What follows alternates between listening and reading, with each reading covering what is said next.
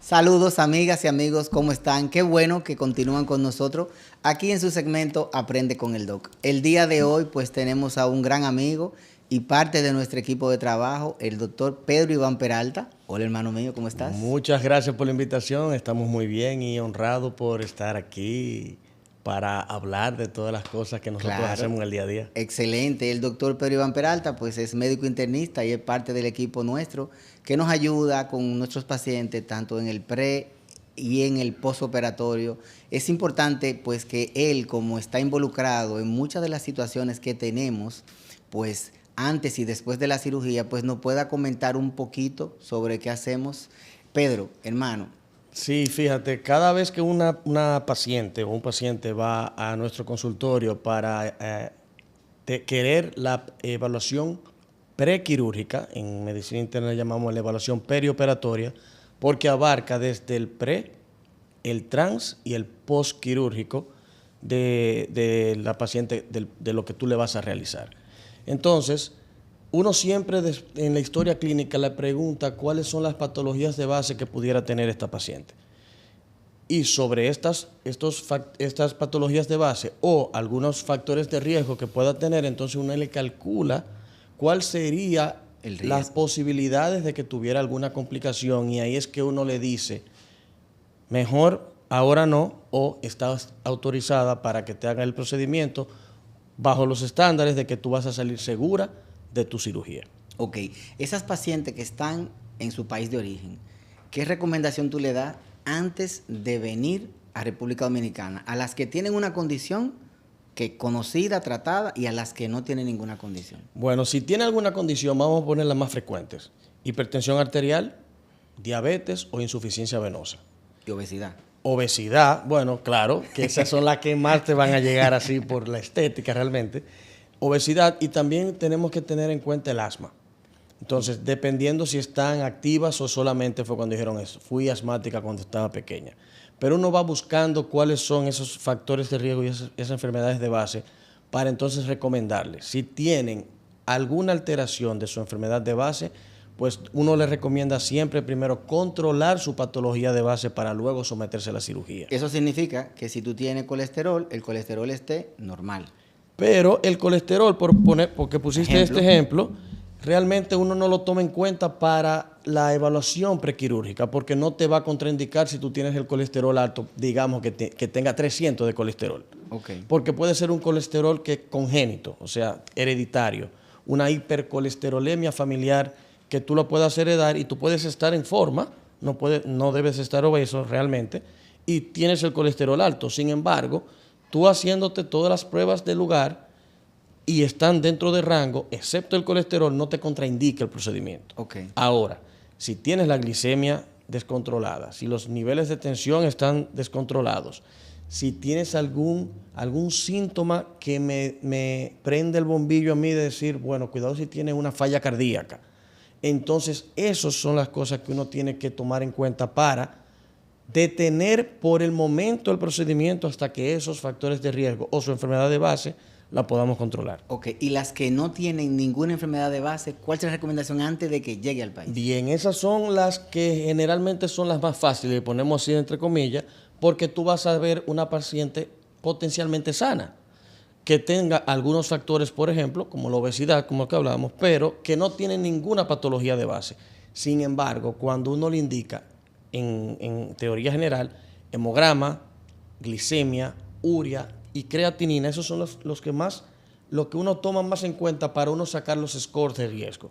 Okay. Uno puede encontrarse con algunos valores que están ahí que la paciente no sabe que están alterados porque no tiene síntomas. Entonces uno va encaminándola para que esto se normalice y pueda salir con éxito de su cirugía. Y se pueda operar sin ningún problema. Claro, hay otras cosas que uno indica aparte de lo que son analíticas, porque uno tiene que tener una radiografía de tórax posterior anterior y un electrocardiograma. Esas son los estándares generales básicos. Para el sano. Para el sano, porque el que tiene alguna u otra cosa, entonces uno se va más específico sobre su patología de base. Ok, y háblame un poquito de la obesidad, que la gente siempre pelea conmigo. Doctor, ¿por qué usted me quiere operar? Si yo rebajo, mejor no me opero. O sea, ¿qué importancia tiene el BMI en relación a la cirugía plástica? Fíjate, muchas de las pacientes que acuden al cirujano plástico para quitarse grasa y creen que van a perder peso solamente por quitarse grasa, caen en el error de que tú le puedes quitar la grasa en el momento, pero su cerebro todavía no está adaptado a su estómago de que va a comer igual cuando se opere. Sí, lógicamente. Entonces el cuerpo tiene memoria, la grasa tiene memoria. Tú la puedes poner muñeca, pero esa cirugía no va a ser un éxito si psicológicamente no se le trabaja. Y pelean conmigo, te digo, eso es importantísimo, pero pelean conmigo porque dicen, doctor, es que usted me quiere operar con el BMI menor de 30. Pero yo le digo que el BMI menor de 30 no es que está bien, ¿eh? Es un BMI alto, o sea, debería de ser menor. Claro. Porque cuando operamos un paciente con un BMI alto, el riesgo que tiene trombogénico y de muchísimas patologías que se presentan durante el proceso quirúrgico o después es más alto. Entonces, habla mucho de eso, que la gente como que a veces de mí no lo entiende. Mira, el BMI o el índice de masa corporal, porque lo vamos a hablar, es IMB, porque claro. BMI es en inglés. Claro. Pero ese índice de masa corporal incluso actualmente cambió los parámetros para hablar de obesidad. Antes era de 30 en adelante y te lo gradaba entre obesidad grado 1, 2, 3 y obesidad mórbida. Ya se está diciendo que por debajo de 30, entre un 27 a un 30, y tú tienes algunas comorbilidades agregadas, y tú estás en sobrepeso, que se llama sobrepeso, pero eres diabético, te consideras obeso. Entonces, cuando tú estás en este índice de masa corporal, lo que hace es que tú seas más trombogénico o propenso a tener más coágulos de sangre. La cirugía se prolongue más de la cuenta, entonces el tiempo anestésico, la inmovilidad, te hace el estado de hipercoagulabilidad y claro. También puede pasar de que saquen más grasa de la cuenta y el paciente entonces salga con menos líquido y tú tengas que aportarle después esos líquidos o la capacidad que tiene el cirujano de sacar más grasa porque el paciente tiene más. Entonces ahí viene el tema de las transfusiones posoperatorias, de los desbalances hidroelectrolíticos y demás. Exacto, porque le está sacando de manera aguda un tejido o un líquido que el paciente estaba acostumbrado a tener. Sabes que es algo importantísimo lo que tú dices. En la sociedad hicimos unos protocolos en los cuales cuando se hacen cirugía combinada, la Sociedad Dominicana de Cirugía Plástica te recomienda el que tú no le saques más de 3 litros al paciente de grasa. Cuando lo vas a combinar con otra cirugía, ya sea abdominal, mamaria, facial, debido a que eso que tú estás diciendo es fundamental, el tema del tiempo en quirófano, el tema de la inmovilidad, la movilización de tejidos, para que sea un factor predisponente a las situaciones, ya sean durante o después de la cirugía. Así mismo es, porque es que si tú, bien como dijiste, le recomiendas a la paciente, mira, yo prefiero que tú rebajes 10 o 15 libras para que tu índice de masa corporal baje por debajo de 30, es para garantizarle que no haya una complicación postquirúrgica. No, y que también siempre le decimos a los pacientes, la cirugía plástica no es un método alternativo para bajar de peso. Nunca. La cirugía plástica en específico, la lipoescultura, es para moldearte el cuerpo. Claro. Para que tú tengas forma, sacar de donde te sobra, ponerte donde te hace falta y acomodar unas cuantas cosas, pero no es que me hago una lipo para perder peso. No, eso no está indicado en ninguna guía internacional, eso no está avalado por ninguna sociedad. Pero las pacientes, y vamos a hablar en femenino porque son las más, pero también hay masculinos. Ojo, o sea que hay mucha tendencia. Nosotros ahora mismo operamos un 70-30 aproximado. Bueno, de cada 10, 7 son femeninas y 3 son masculinas. Exacto, pero entonces lo que queremos dejar dicho es que ninguna sociedad te avala de que tú vayas al cirujano plástico para perder peso. Una cosa es el cirujano plástico, otra es el cirujano bariátrico. Que ese sí está avalado para tú perder peso cuando tú has agotado todas las herramientas posibles y no logras perder peso. Y cuando es una obesidad mórbida. Estamos viendo muchas cosas ahora de que se están poniendo balones simplemente para perder 10 libras. Claro. O sea, porque no tienen la capacidad o la fuerza de voluntad de parar la boca y hacer ejercicio. Claro. Y lo quieren hacerlo por la vía más fácil. Lógicamente. Pero háblame un poquito que esto es un tema que está en boga no solo en República Dominicana, sino a nivel mundial. Los GLP-1.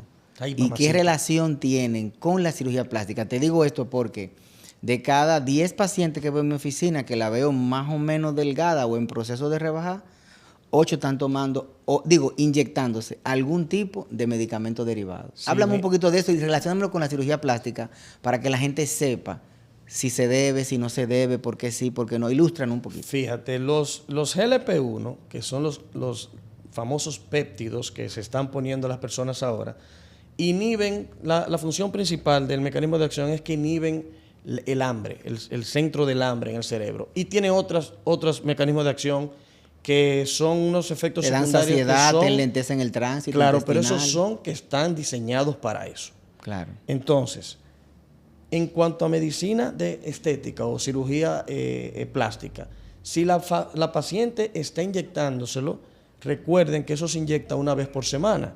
Su efecto dura una semana y te va a empezar a trabajar para bajar peso. Si te operas en ese transcurso... Usando el medicamento. Usando el medicamento, o sea, Ok. te lo pusiste un lunes y te vas a operar un jueves, por ejemplo, de esa misma semana, no es lo recomendable, porque vas a tener efectos secundarios del mismo medicamento y se agregan entonces los posibles efectos secundarios de la misma cirugía de la anestesia. Entonces, Estreñimiento. los pacientes son tan individuales de que hay algunas que le estreñen, pero hay otras que le da diarrea.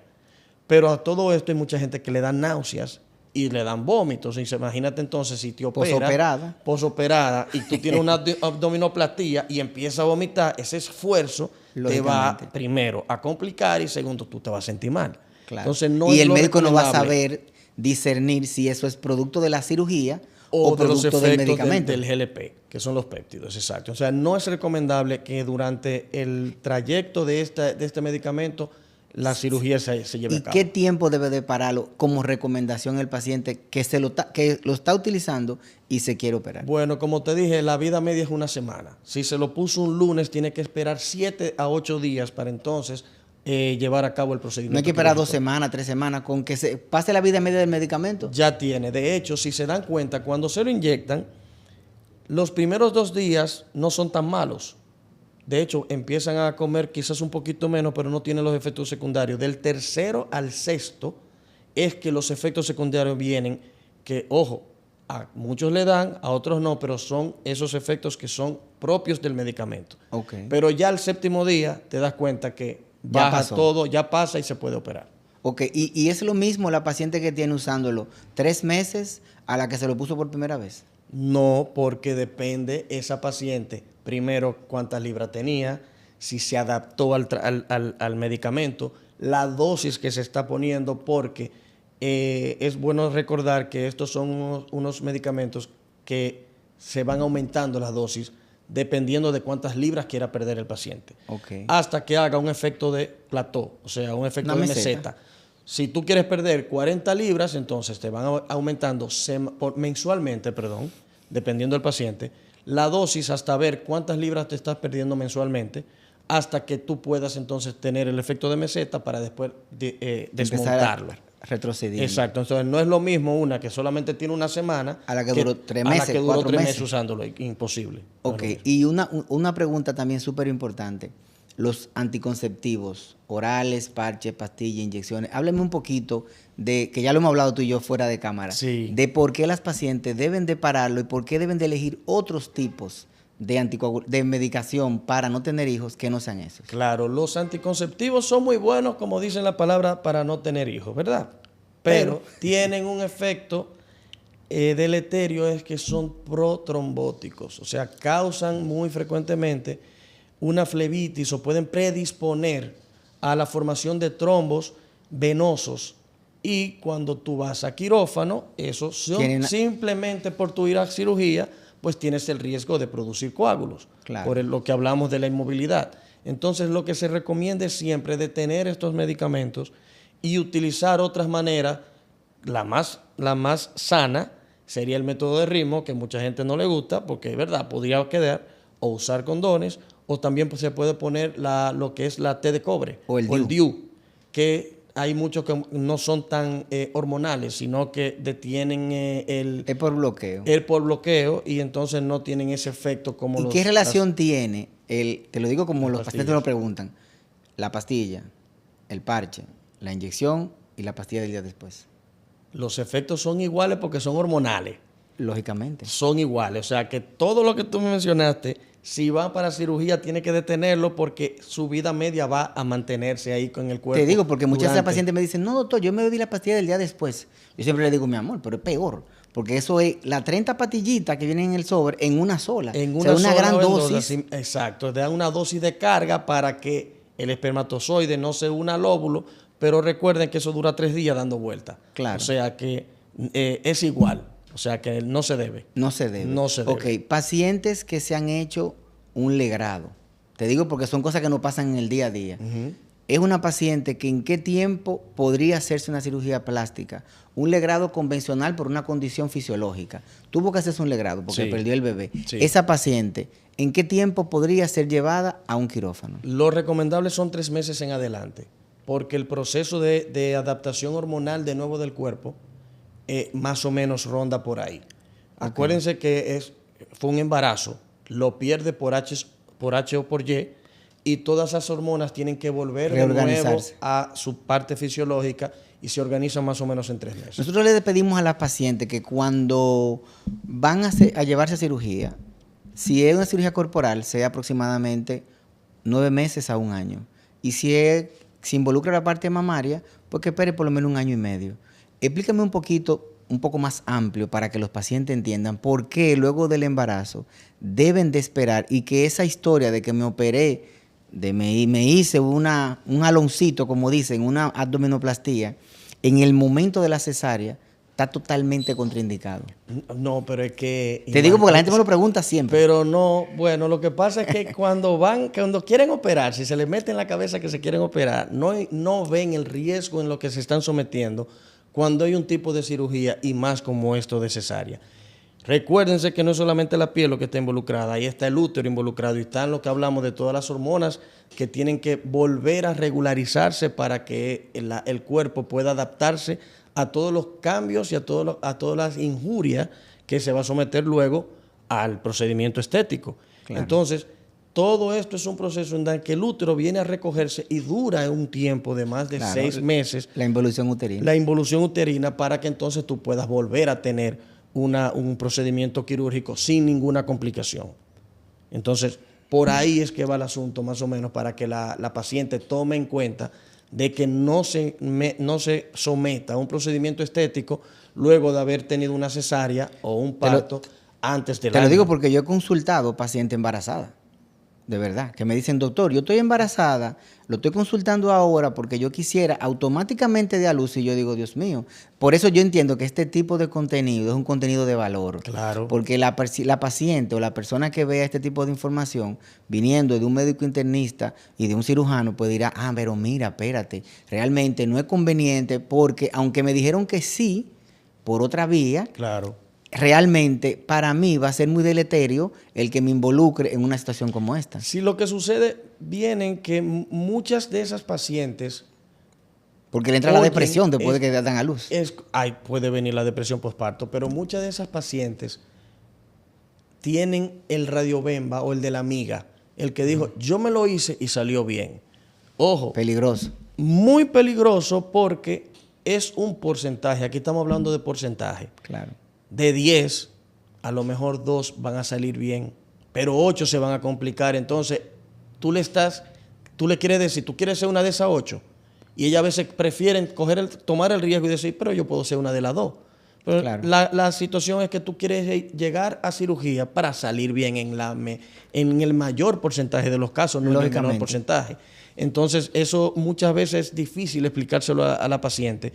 Y te entiendo. Cuando te van a pelear porque te dicen, pero es que a mi amiga se lo hicieron y salió bien. Bueno, ella salió bien y tuvo suerte, pero lo más probable era que tuviera una complicación.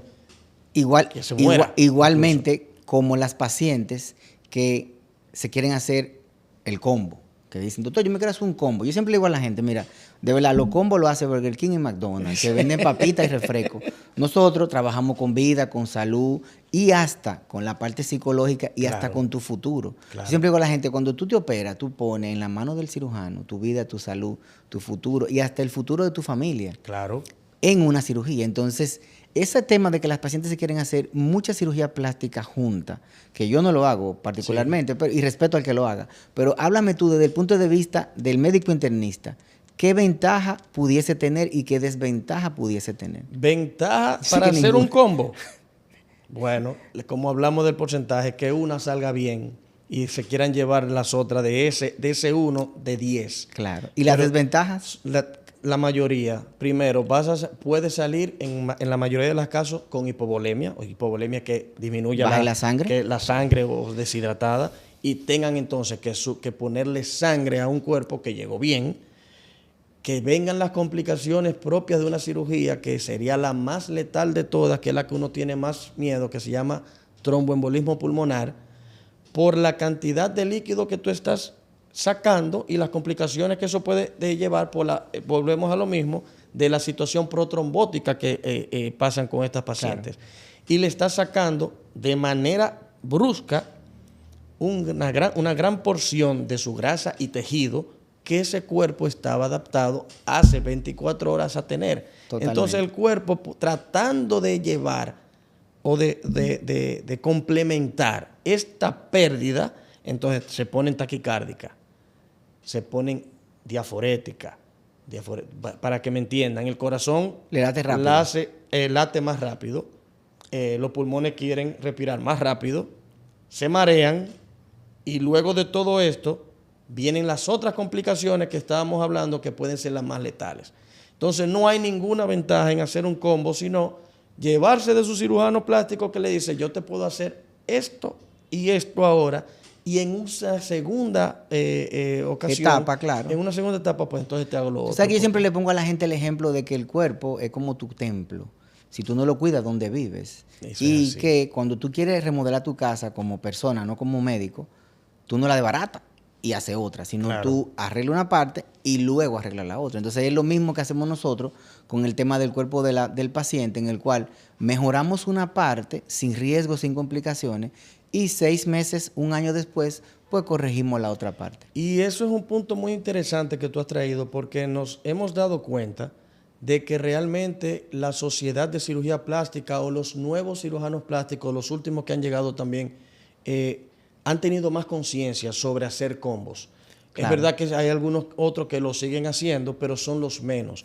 Totalmente. Porque se dieron cuenta que había mucho más complicaciones cuando hacían los combos que cuando van por parte. Lo que pasa es que la sociedad, como te explicaba, en un momento hace varios años, hizo unos protocolos y se diagnosticó o se pudo hacer la diferencia de que las pacientes que tenían mayor grado de complejidad o mayor grado de complicación en el postoperatorio eran las cirugías múltiples. Claro. Que cuando le hacían cirugías más conservadoras, donde se invadían menos partes corporales, el riesgo de ese tipo de paciente era mucho menor. Claro, totalmente de acuerdo. Y realmente lo hemos visto. O sea, las complicaciones, bueno, a nosotros los internistas, los clínicos, claro, cuando nos llamaban para complicaciones de este tipo, se han visto disminuyendo enormemente tras esos protocolos y estamos, mira, contentísimos. No, de verdad que sí. Mira, tú sabes que algo súper importante es que las pacientes que están en Estados Unidos o en Europa y que tienen una condición de base, se deberían de hacer algún examen preoperatorio antes de venir, y ese examen ¿les sirve aquí o no les sirve aquí? Depende del tiempo en que se lo realice, porque puede servirle. Si es de poco tiempo, pues claro que sí que puede servirle, pero las cosas pueden variar en el trayecto del vuelo. ¿Qué tiempo es ese? Porque depende. Si vienen en el transatlántico desde Europa de 8 horas, los tiempos de coagulación le van a variar porque tienen un estado protrombótico y la presión del avión también no es lo mismo. El mismo hemograma puede cambiarle porque la altura hace que tú puedas tener los glóbulos rojos o el hemograma, o sea, la hemoglobina y el hematócrito, puedan aumentar un poquito y ser una falsa elevación. Claro. O sea, que cuando se ponen de nuevo en tierra, vienen y bajan a niveles normales y la paciente puede estar con anemia. Entonces es bueno repetirle esos tipos de exámenes porque no son reales a la hora de estar viajando. Te lo digo porque muchas pacientes me dicen, doctor, pero yo tengo mi médico, tengo seguro, hágame los análisis. Y yo siempre le digo, no, mi amor, esos análisis me van a servir como una guía o referencia. Claro. Pero te lo vamos a repetir aquí. Eso es así. Invariablemente, con el resultado que vamos a operar, es con el resultado de República Dominicana, no con el resultado de tu país de origen. Eso es porque correcto. Todos esos factores que tú estás mencionando realmente influyen en que pueda cambiar y que nosotros nos llevemos de un examen que se hizo hace 2 o 3 meses allá y que no sea la realidad que tenemos el día de hoy. Y pueden variar, por eso te digo, te pueden variar en horas. Algunos. Hay otros que no te van a variar, que tú lo puedes tomar como buenos y válidos, pero siempre es mejor repetirlo, como tú dices, es mejor aquí para uno estar más seguro de que esa paciente no se vaya a complicar. Y háblame un poquito de la menstruación y la cirugía plástica. ¿Impide el que el paciente tenga la menstruación para hacerse la cirugía plástica? ¿Aumenta el riesgo? ¿No tiene nada que ver? Te digo porque por el mismo estrés que la paciente tiene en el preoperatorio, sí, a muchas le llega la menstruación. Se debe de individualizar. ¿Por qué? Este tema es importante, ¿eh? Sí, eso y es muy frecuente. Y es frecuente. Más de lo que nosotros pensamos. Pero se debe individualizar cada paciente. ¿Por qué? Porque la menstruación en todas no es igual. Una puede que le llegue con más abundancia que otra. 2, por tiempo. Una puede que le dure 3 días, otra le dura 7, 3. Y entonces esos valores hemáticos van a disminuirle directamente proporcional a la cantidad de días o a la cantidad que menstrue, de volumen que menstrue. Claro. Y eso le va a conllevar, si es crónico, a una ferropenia o de lo que llamamos disminución de hierro en sangre, que directamente va a afectar la médula para que entonces se vuelva con anemia. Y que si la operamos con esa condición, su probabilidad de transfusión va a ser mayor porque ya no tiene depósito de hierro. Exactamente. Entonces, lo que se recomienda es que no. O sea, no es una contraindicación absoluta, sería una contraindicación relativa. Evaluando cada caso. Porque si me dice la paciente, doctora, a mí me dura 3 días y realmente lo que yo mancho un poquito. Bueno, cuando te hagamos el hemograma, yo voy a confirmar si eso es verdad. Si es verdad que tiene los niveles hemáticos estables. Mire, márcheme, no importa. A mí no me importa. No, y un ejemplo, también ahí vemos el volumen crepuscular medio, la hemoglobina crepuscular media. Vemos todo eso y decimos, mira, esta paciente sí se puede operar. Claro, por eso te hablo en general de valores hemáticos. Claro. Pero realmente no es una contraindicación absoluta. Okay. Se pudiera, pero siempre valorando cada paciente. Individualizando cada caso. Cada paciente, eso es así. Importantísimo eso, hermano. Así es. Mira, y háblame ya como recomendación final para las pacientes que quieren venir a operarse desde el punto de vista médico. ¿Qué sería lo ideal que hagan en general? 5 o 6 recomendaciones puntuales. Fíjense, lo primerito que tienen que tener en cuenta, que ustedes quieren verse bien, ¿verdad? Pero tienen que venir a hacerse una cirugía con un cirujano plástico certificado. Mire, peinen a ese cirujano plástico de arriba abajo, busquen todas sus certificaciones para que no caigan en gancho. Porque muchos que andan por ahí no tienen las certificaciones adecuadas porque quieren hacerlo más barato, entonces les sale caro. Te voy a ayudar un poquito ahí para que siga. Sí. En ese sentido, lo ideal es que pueda entrar a la página de la Sociedad Dominicana de Cirugía Plástica, www.sodocipre.net, y ahí evaluar todo lo que dice el doctor Peralta. Excelente, pues esa es una. 2, psicológicamente tienen que venir preparadas. Recuerden que cirugía plástica no es para bajar de peso. Cirugía plástica es para verse bien consigo misma, para aumentar tu autoestima en el caso de que la tengas baja, porque quieras verte bien. Y si te estás pensando que es solamente para bajar de peso, a los 2 meses de operarte, tú vas a agarrar esa libra de nuevo porque tú vas a comer igual. Claro. Tienes que hacer el movimiento o los movimientos, el ejercicio y las recomendaciones que te da tu cirujano plástico. No puede ser que tú vienes y te operas y tu cirujano plástico viene y te dice, tenemos que darte los masajes de drenaje, tienes que hacer este tipo de ejercicio y no puedes comer tal o cual cosa dentro de este tiempo, y al otro día tú ven y te pide un picapollo de 6 piezas porque ya tú estás plana. Claro. Entonces, esas son cosas que tenemos que llevar al pie de la letra. Ojo, los medicamentos que te indican en el pre y en el post quirúrgico. Importantísimo la anticoagulación, que muchas personas le tienen incluso miedo porque creen que el paciente va a sangrar. Es peor el tromboembolismo que te puede ocasionar el no anticoagularte que cualquier sangrado que te puede ocasionar, mínimo posiblemente, Claro. de la anticoagulación. Y de lo que tiene que ver con los medicamentos, tipo suplementación, que las pacientes siempre me preguntan de eso. Bueno, mira, lo que es la suplementación vitamínica o de minerales no le van a hacer daño. Claro. Se pudieran tomarse, si quieren tomarse el hierro, quieren tomarse la vitamina C, la vitamina D, selenio, que está muy de moda. Todo lo que sean vitaminas, magnesio, se la pueden tomar sin ningún problema, porque eso no está documentado de que te va a hacer daño. ¿Y cuáles sí por no el ¿Y quirúrgico. cuáles sí no deberían de tomarse antes de venir? Pero de suplementos. De suplemento o de vitaminas. La vitamina K. Bueno, la vitamina K es una porque está relacionada con el tema de la coagulación. Te lo digo porque la gente me manda la fotito Sí. de su fraquito. Mira, estoy tomando vitamina K, Sí, estoy tomando esto. esa podría detenerla porque también interfiere con la coagulación, es cierto, pero realmente en la mayoría de los que son los suplementos vitamínicos no hay una contraindicación. No tiene nada que ver. No hay una contraindicación porque realmente si la paciente es sana, si no tiene ningún antecedente y si no tiene algún otro riesgo cardiovascular, eso no te va a hacer ninguna diferencia Claro. significativa en el La postquirúrgico. suplementación te puede ayudar en temas de hemoglobina, hematócrito, inmunidad, pero no te va a perjudicar porque no tiene ninguna contraindicación médicamente hablando. Así es. En el tema quirúrgico no tiene ninguna implicación. Bueno, Pedro Iván, de verdad, gracias por haber compartido de tu tiempo con nosotros y poder pues orientar a nuestra comunidad. No, y a ti por invitarme y regresamos cuando tú quieras, estamos a tu disposición. Gracias, hermano. Señores, continúen en su segmento Aprende con el Doc. Comparte este contenido con tus familiares. Comenta en la caja de comentarios qué tema te gustaría que tratemos y nos vamos a volver a ver en un nuevo episodio de Aprende con el Doc.